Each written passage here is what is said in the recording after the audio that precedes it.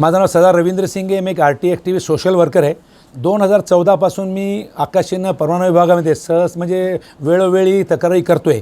आणि त्याच्यानंतर मी बघितला की ह्याच्यामध्ये खूप हेराफेरी आहे. या मध्यस्थीची काय झाला की 2021 रोजी 18/10/2021 रोजी माझ्या मुलाकडनं पैसे मागितल्यामुळे अँटी करप्शनची रेट टाकली होती. तुम्हाला माहीत आहे स्थायी समितीमध्ये टक्केवारीमध्ये. त्यांनी माझ्या मुलाला सांगितलं पैसे द्या तर तुमचे होर्डिंग साईन करून येतं, सही करणार नाही. माझ्या मुलाने मला मी ₹1 देणार नाही का की ज्या हाय बिडिंगमध्ये मी जी बोललो आहे तर त्याला तुम्हाला पैसे देण्याचा संबंध नाही आहे. या लोकांनी काय केलं की रेट टाकली म्हणून माझ्या मुलावर खुन्नस करण्यासाठी माझ्या मुलाचे जेवढे पैसे भरलेले आणि म्हणजे जे डीम परमिशन होते त्यात सगळे होर्डिंग पाडून टाकले.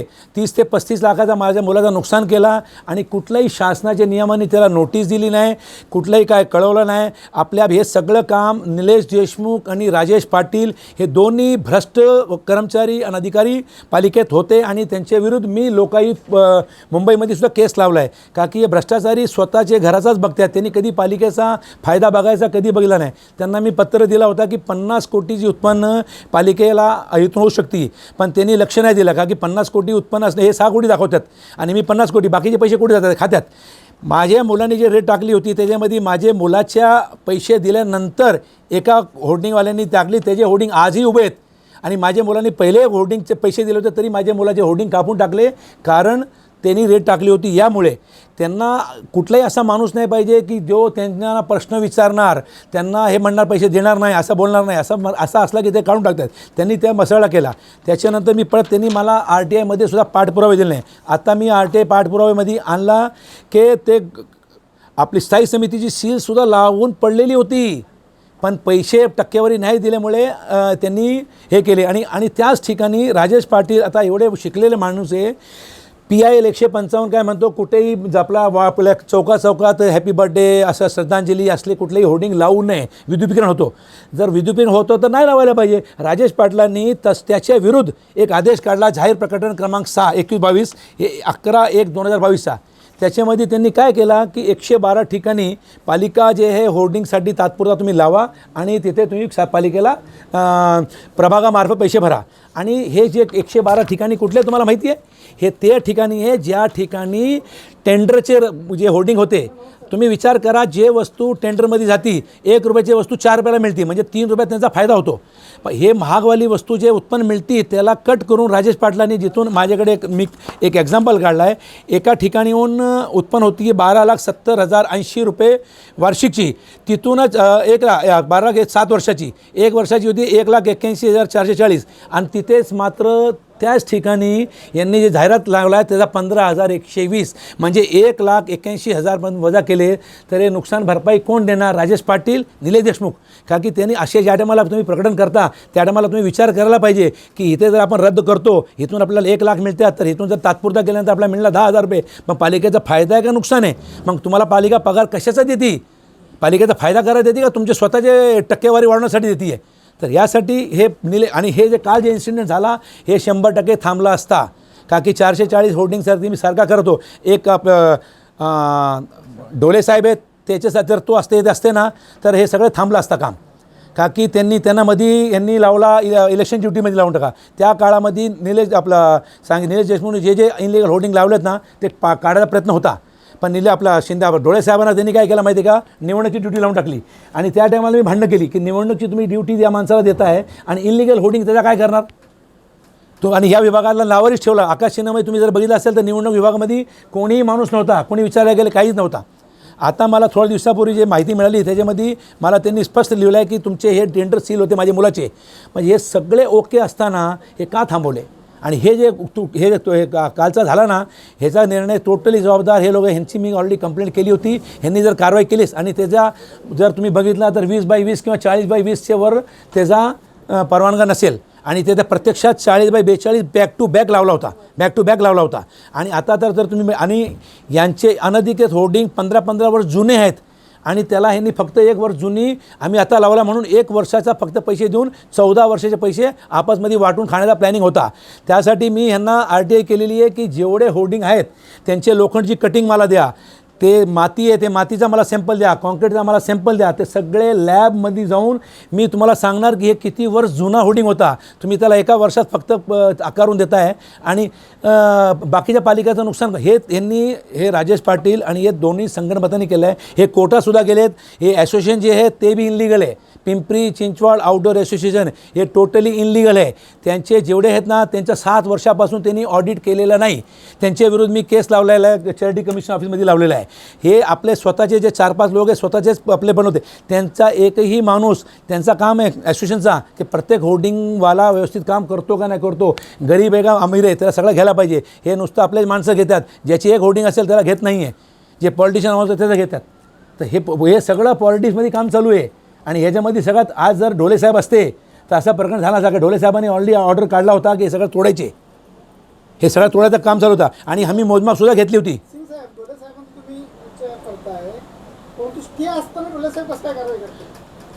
ढोले करू शकतात का की स्टे दिला होता सर, स्टे दिला होता 20/20साठी ते गेले होते हायकोर्टात. करेक्ट. जैसे थे पण जैसेमध्ये त्यांनी जे ॲफिडेविट सादर केला होता त्याच्यामध्ये त्याचा मोजमाप 20/20च होता ना. तर ह्यांना मी वारंवार सांगितलं होता, इंदलकर साहेबांना सांगितलं होता की तुम्ही त्यांचा ॲडव्होकेट दिघे पालिकेच्या मार्फतचा आणि ॲसोसिएशनचा कोठारी हे दोघं पैसे खाऊन हे कोर्टाला मिसगाईड करत आहे. आणि हायकोर्टाला मी पत्र लिहिलं आहे की हायकोर्ट माननीय न्यायाधीश साहेब हे आपली दिशाभूल करत आहे. एवढे वर्ष हायकोर्टामध्ये लागत नाही आहे कोर्टात निकालाला. 2 मिनिटाचा एका हिअरिंगमध्ये काम होतो. हे त्यांनी फक्त हे टाळले. त्यांना मी सांगितलं तुम्ही एक ॲफिडेविट सादर करा की यांनी जे होर्डिंगचा साईज लिहिला आहे ते वगळून आम्ही ते तोडत आहोत. म्हणजे आम्ही न्यायालयाचा अपमान न करता पालिकेचे जे नियमानुसार आम्ही कारवाई करणार आहोत यासाठी आपली परवानगी देण्यात यावी. असं यांनी का नाही केला? का की त्यांना माहीत होतं. त्याच्यानंतर मी देखील सांगितलं की as it is where it इजचा जसे ते तसेचा अर्थ आहे की त्या दिवशी सपोज फॉर एक्झाम्पल एका बिल्डरचं नाव लावलं असेल तर आजसुद्धा तेच असायला पाहिजे. तर त्या टायमात जसे ते तसेसाठी त्यांनी त्याच्यामध्ये त्या सगळे 440 लोकांची फोटो GPS सोबत पाहिजे होत्या. त्याच्यामध्ये त्या दिवशी कुठला लागला होता आणि ते अधिकृत करायच्यासाठी त्यांनी ऑलरेडी जसं आयुक्तांनी म्हणला होता प्रत्येक माणसाने फाईल सबमिट करायला पाहिजे होती. फाईलसोबत 3 फोटो सबमिट करायला पाहिजे होते. ते त्याच्यामध्ये मोजमाप घ्यायला पाहिजे होता. त्याच्यानंतर आपला परवाना निरीक्षणे जाऊन तिथे सर्वे करायला पाहिजे होता. त्याच्यानंतर त्यांनी अहवाल सादर करायला पाहिजे होता की वाकडमध्ये असं या अर्जानुसार याची मी पाहणी केलं असताना इथे हे 20/20चा अर्ज आला पण प्रत्यक्षात 40/40 असल्यामुळे ह्याला रद्द करण्यात यावं असं. आणि सुमोटो ते म्हणतात 45 दिवस आणि 45 दिवसामध्ये डीम परमिशन आहे. पण 45 दिवसात जर हे आपले कर्मचारी काम करत नसतील तर माझ्या तुमचे मती सांगणं आहे की ते पैसे नुकसान भरपाई ह्या पालिकांचे कर्मचारीची पेन्शन आणि पगारातून कापण्यात यावी. का की 45 जर दिवस दिले 45 दिवस खूप असतात उत्तर द्यायला. आज जर तुमच्याकडे आला अर्ज तर तुम्ही त्याला काय करा लगेच उत्तर द्या. 7 दिवसात तुमचे याच्यामध्ये हे डॉक्युमेंट कमी आहे तर हे रद्द करायचो मग ते परत तुमच्याकडे करे. तुम्ही 45 दिवस 1 महिने 2-2, 3-3 महिने थांबत का थांबताय? आणि फक्त 120 रुपये देऊन तो माणूस खुशाल होर्डिंग उभा करतो. त्याची प्रक्रिया जी आहे ते 120 रुपये दिल्यानंतर यांच्याकडे फाईल येते. त्यांनी चेक करायला पाहिजे, अहवाल सादर करायला पाहिजे, परवाना आयुक्तांनी त्यांनी पास करायला पाहिजे, मग तुमचा काय म्हणते ॲडिशनल 2ने त्यांनी पास करायला पाहिजे, मग कमिशनरी पास. हे सगळं मिळून पालिकेचे कोशागार सगळे पैसे त्याचे यायला पाहिजे. त्याच्यानंतर तो होर्डिंग उभा राहायला पाहिजे. मग एवढे प्रोसेस सगळं वगळून डायरेक्ट 120 रुपये भरून ते जाहिरातदार तिकडे का करतो?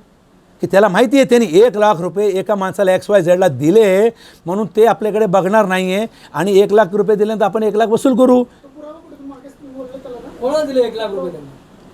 माय एक सांगा सर तुम्ही एक इट इज बघा हायकोर्टने आता काय केलं प्रत्येक ठिकाणी पैसे देऊन लाच करणं गरजेचं नाही आहे. ज्यावेळेस या मॅडमने अर्ज केलेली 1 तारखेला यांनी केली 15 तारखेला मॅडमनं अर्ज थांबवला आणि ह्यांचा लवकर केला. हे सर 100% पैसे घेऊनच मॅडमचा अर्ज नाही केला. मॅडमचा नंबर पहिला होता. तुमचे पण होल्डिंग होते का सर? नाही माझे होल्डिंग नव्हते. माझ्या मुलाचं काम आहे पण माझ्या मुलाचा बी चुकी मी माझ्या मुलाचा असू द्या किंवा बापाचा चुकीचा असेल तोडून टाकायचे. नियम सगळ्यासाठी एकच आहे. नियमावली सगळ्यांसाठी एकच असायला पाहिजे. बाप असू कोणीच माले मुलाच्यावर अत्याचार केला. तुमच्या मुलाच्या होल्डिंग काढल्यानंतर तुम्ही जास्त ऍक्टिव्ह नाही मी 2014 पासून ऍक्टिव्ह आहे साहेब.